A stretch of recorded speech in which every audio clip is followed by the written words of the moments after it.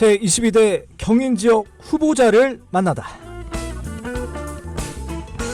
네, 이번엔 전화 연결입니다. 경기도 부천시 을 국민의힘 박성중 후보 전화 연결돼 있습니다. 후보님 안녕하십니까? 네, 안녕하십니까. 네, 후보님 안녕하십니까? 네, 안녕하세요. 예, 어떻게 지금 아침 인사하고 지금 전화 받으시는 거예요? 예, 상동역에서 외곽 순환도로로 빠져나가는 데서 인사 지금 경례하고 지금 나오는 겁니다. 아, 그러시군요. 고생 많으십니다. 저희 OBS 예. 라디오 청취자분들에게 먼저 인사 부탁을 드리겠습니다. 굿모닝 OBS 정치자 여러분 안녕하십니까. 저는 국민의힘 부천을 국회의원 후보 기호 2번 박성중입니다. 부천의 대변혁을 일으킬 후보 진정한 도시행정 전문가 박성중입니다. 네, 저희 프로그램 혹시 이름을 뭐 저를 좀 더 소개해도 될까요? 네, 예, 하십시오. 시간 드리겠습니다. 저는 도시행정에 대해서 이론이라든지 다양한 경험 또 추진력을 가진 삼박자를 가진 인물이라고 감히 소개해드리고 싶은데요. 예. 우선 이론적인 측면에서는 행정고시를 통해서 도시행정학 박사 또 한국과 일본, 미국의 다수의 논문을 통해서 여러 대학에 강의를 해서 뭐 탄탄한 이론을 가지고 있다고 자부하고 있습니다. 예. 그리고 또 서울시에서 또 서초구청에서 오래 근무를 했기 때문에 여러 가지 경부고속도로 지하라든지 또 뭐 지하철 7호선 부천 구간도 제가 1999년 기획을 했거든요. 네. 또 70개 뭐 재건축 경험이라든지 또 서울시 버스 전용차라든지 이런 앞으로 부천에 적용할 그런 것을 많이 경험한 그런 측면이 있고요. 예. 추진력 차원에서는 다른 뭐 야당 후보와 다르게 저는 서울시장을 당선시킨 선대위원장 출신이고 예. 또 윤석열 대통령의 인수위 간사 또 그러다 보니까 장착한 네트워크가 좋기 때문에 예. 충분한 추진력과 힘을 가지고 있다 이런 차원에서 삼박자를 두루 갖춘 도시행정 전문가다 이렇게 감히 소개드리고 싶습니다. 예. 아니 저희는 후보님과 아이스 브레이킹도 좀 하고 얘기 좀 하려고 했는데 예. 먼저 이렇게 저도 그러고 싶었습니다. 너무 내가 온 지가 얼마 안 돼가 시간이 없어가지고 그러시죠. 예, 아이스 브레이킹을 제대로 못하고 이렇게 전화로 연결이 되었습니다. 아유, 그렇습니다. 아니 근데 아까 앞에서 얘기하셨어요. 서초구청장 출신이신 거 뭐 많이들 아시겠지만 부천 을 공천에 조금 내심 서운하진 않으셨나요, 후보님? 뭐 솔직히 말해서 서운한 감은 있죠. 네. 그러나 제가 20년 동안 서초를 한 단계 업그레이드 시켰거든요. 예. 그 경험을 살려서 부천에도 여러 가지 지금 문제를 안고 있습니다. 부천이 1년에 1만 명의 주민이 빠지고 있습니다. 또 기업도 빠지고 있고 자영업도 안 되고 있는 이런 상황에서 예. 부천의 문제를 이제 남은 여생을 가지고 부천을 한번 해결해 볼 있겠다 이런 차원에서 과감하게 지원해서 이렇게 왔습니다. 근데 후보님은 컷오프가 아니라 전략 공천으로 받으신 거잖아요. 그죠? 네네네. 예. 근데 컷오프라 예. 제가 설명을 좀 드리고 싶은데요. 예. 우리 당의 컷오프는 당무감사 하위 10% 이하는 컷오프입니다. 예. 컷오프를 당하면 다른 지역에 갈 수가 없습니다. 네네. 예. 야당 같은 경우는 컷오프가 되면 30% 감점을 가지고 경선에 참여할 수 있는 기거든요. 예. 저는 상위 5% 안에 들어가는 최상위급입니다. 네, 그러시군요. 아니 근데 그래도 이제 후보님 같은 경우에는 이제 서초구청장 그리고 서초을에서도 두 번이나 재선을 하셨고, 그렇죠. 네네. 근데 지금 서초을에는 신동욱 후보가 공천이 됐잖아요. 네네. 그래도 좀 신동욱 후보에 대해서 뭐가 부족해서 이렇게 공천을 받지 못하셨을까? 뭐 이렇게 좀 그 지역구 구민들의 말을 한번 들은 적이 있습니다. 어떻게 생각하세요? 부족해서 그런 게 아니고요. 예. 우리 당의 어떤 재배치 차원에서 후배들한테 물려주고 예. 또 제가 경쟁력을 충분히 가지고 있다고 판단했기 때문에 예. 당에서 재배치를 3번이나 요청해서 이렇게 응했습니다. 그러시군요. 네. 근데 지금 여야 막론하고 이제 전략 공천이라는 이름으로 연고 없는 분들이 많이 좀 뛰어드는 상황입니다.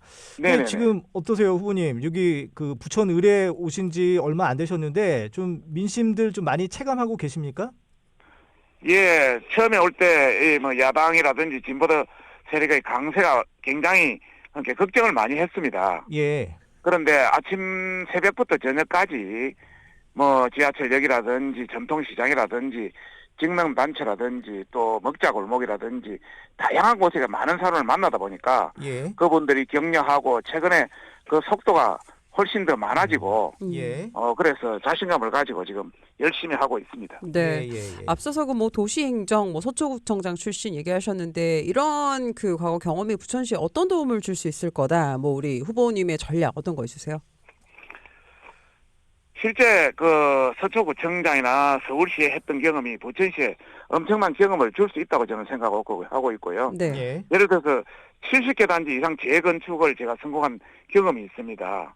바로 부천의 여러 어떤 30년 이상 노후 아파트에 대한 문제를 해결할 수 있고요. 네. 예. 또 경부고속도로 지하를 주도한 그런 경험이 우리의 경인고속도로, 경인철도, 외곽선원도로 지하를 주도할 수 있는 그런 차원이 되고요. 예. 또 제가 서초에 있을 때 삼성 R&D 글로벌 센터를 유치했습니다. 아, 네, 아, 네. 네. 거기 앞으로 우리 뭐 영상과학 단지라든지 이런데 구글이라든지 넷플릭스라든지 세계 최고 기업, 국내 최고 기업의 어떤 새로운 첨단 어떤 이런 걸 유치할 수 있는 충분한 경험이 될 수 있다고 보고 있고요. 네. 또 제가 그 사실 구청장 때 과천하고 메가시티를 추진한 바가 있습니다. 네. 그런데 지금 메가시티 부천 이래서 서울 편입 문제도 충분히 거기에 대한 그런 차원에서 예. 다양한 것이 부천시에 도움을 줄 수 있다. 부천시장이나 부천시의원이나 기존 국회의원이 못하는 것을 충분히 커버하고 영향력을 행사하고 또 부천 시민의 영향을 줄 수 있다 이런 말씀을 드리고 싶습니다. 예, 예. 그 뭐 현안 지금 말씀을 해주셨으니까 저 후보님 저희 우리 OBS에서 여론조사한 거 한번 보셨죠? 네, 맞습니다. 예. 거기에서 총선에 영향을 주는 지역 이슈, 그래서 그 지역 주민들이 수도권 제일 순환도로 상습 정체 해소 방안 이거를 좀 많이 꼽으셨더라고요. 좀 해결 방안 네네. 뭐가 있을까요? 굉장히 어려운 문제죠. 예. 외곽순환도로에서 우리 부천으로 내려오는 그 부분이 굉장히 막혀서 굉장히 어려운 문제인데, 네. 하여튼 거기에 대한 새로운 연결 방계 어떤 고가도로를 하나 더 한다든지 이런 개념, 예. 또 다른 어떤 뭐 여러 가지 수단을 할 수 있겠죠. 그걸 지하하고 위에도 어느 정도 일정 부분의 어떤 교통량을 줘가지고 분산시킨다든지 다양한 방안이 있을 수 있겠습니다. 다만 그거는 엄청난 비용이 들고 시간이 많이 소요될 것으로 예상됩니다. 아, 그렇군요. 네. 예. 엄청난 비용이 들고 있는 게 또 하나 있습니다. 아까 언급해 주셨지만 부천 영상문화단지 이게 뭐 예산이 4조에 달한다고 하는데 아이고, 앞으로 예. 어떤 계획 갖고 계신가요? 지금 부천 영상문화사업단지 민주당 그 생각대로 지금 생각대로 가면 망하는 길이 뻔히 보입니다. 그것은 20년 전의 아이디어였습니다. 지금 현재는 보면은 그 소니 픽처스하고 EBS가 들어오는 개념으로 되어 있는데 그 정도 네. 수준 가지고는 되지를 않습니다. 예. 그리고 또 뭐 김기표 후보는 글로벌 의료복합단지 조성이라고 또 나와 있던데 그거는 내용을 전혀 모르고 하는 소리입니다. 그걸 하게 되면 정부의 기본 계획을 다시 해야 되고요. 네. 저도 서쪽에서 글로벌 의료 복합단지 조성을 한번 추진해 봤는데 예. 거기에 시간이 엄청나게 걸리고 우리나라 빅5 병원이라든지 이런 거하고 서로 연대가 돼야 되고 예. 보통 문제가 아닌데 그런 걸 뭐 단순히 한다는 것 자체가 좀 문제가 있고요. 예. 참고로 다시 한번 말씀드리면은 재보고 만약 다시 하라면 저는 지금 현 상태를 그대로 유지하면서 구글이라든지 넷플릭스라든지 세계적인 최고 기업을 유치해서 최근에 뜨는 예를 들어서 크리에이터 집단지라든지 이런 개념을 하면 젊은이도 많이 모이고 세계적인 어떤 걸 끌 수 있기 때문에 네. 네. 충분히 저는 가능하다고 보고 또 거기 가능한 입지가 인천공항이 있고 소비도시로 서울이 있기 때문에 테스트베드 시장으로는 굉장히 적합하다 이런 말씀을 드리고 싶고요. 예. 지금 현재 추진된 거 보면은 그 안에 한국만화박물관 들어있지 않습니까? 네, 네. 수백억 들이가 지금 1년에 적자만 200억 이상 국가 돈, 지방 돈이 다 들어가거든요. 네. 그것도 예술인 아파트 뭐 850세대 중에 한 200세대 지금 입주했고 나머지 텅텅 비어 있거든요. 예, 예. 그 옆에 또 한옥촌 뭐 거의 장사 안 되고 있거든요. 네. 이런 거 진짜 이 돈 먹는 하마 이런 사업 집행하고 기획한 사람들 저는 처벌해야 된다고 생각해요.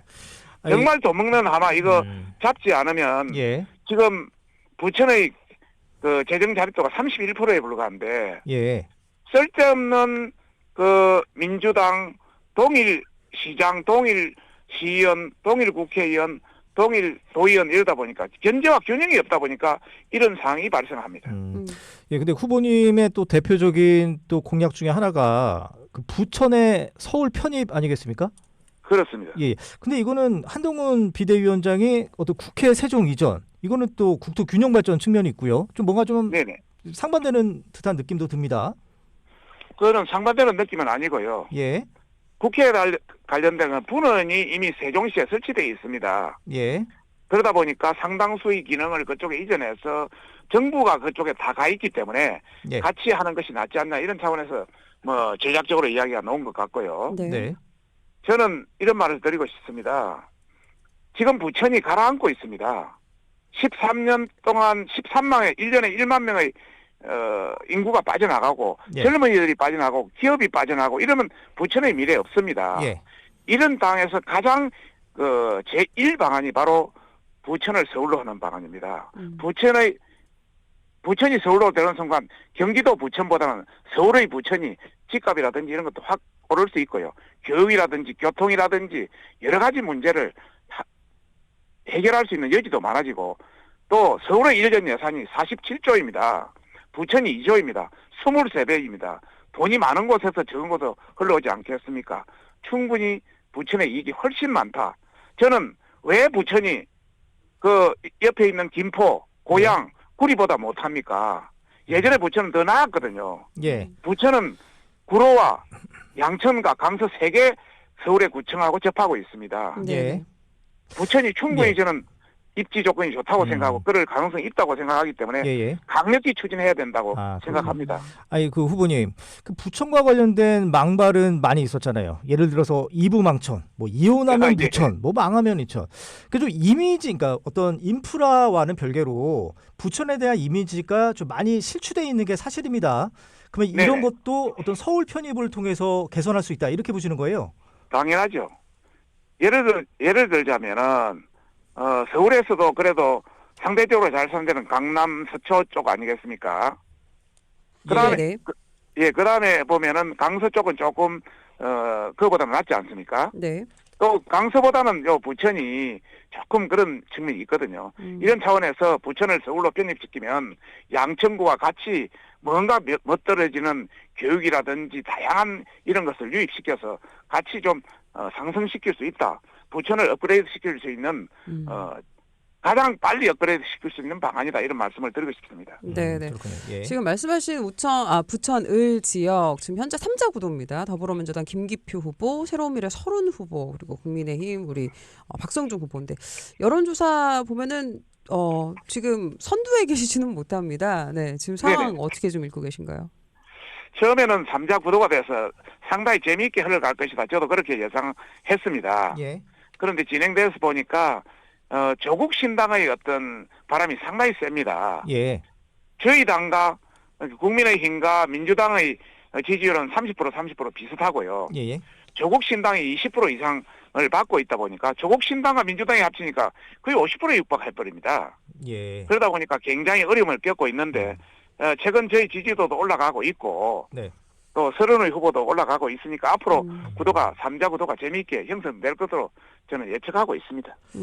근데 후보님 아무래도 좀 지금 총선이 얼마 남지도 않았고 이제 판세를 변화시키기 위해서는 뭔가 좀 획기적인 게 좀 있어야 될 것 같은데 아니 그 국민의힘 후보 중에서는 뭐 예를 들어서 조혜진 후보, 정운천 후보 대통령실의 어떤 대통령실과 내각의 즉각 뭐 총사퇴 그리고 함은경 후보 같은 경우는 뭐 대통령의 탈당 이런 것도 요구했거든요. 이런 게 좀 필요하다고 보십니까? 각 정치인마다 자기 색깔이 있지 않겠습니까? 또 예. 가치관과 생각이 있지 않겠습니까? 그런 차원에서 뭐 개인 정치인들이 이야기한 것을 왈부하고 싶지는 않고요. 예. 저는 좀 중앙당에서 좀 더 획기적인 어떤 개념이 좀 나왔으면 좋겠다. 또 저는 저 나름대로 또 예. 생각을 가지고 있습니다. 근데 또 일각에서는 이게 국민의힘의 선대 본부 주요 자리에 이제 TK 의원들이 좀 많다. 그래서 의원님들 같이 서울 수도권에 경험이 있으신 분들이 없다 보니 좀 전략적인 미스를 많이 하는 게 아니냐 이런 얘기도 있습니다. 어떻게 보세요?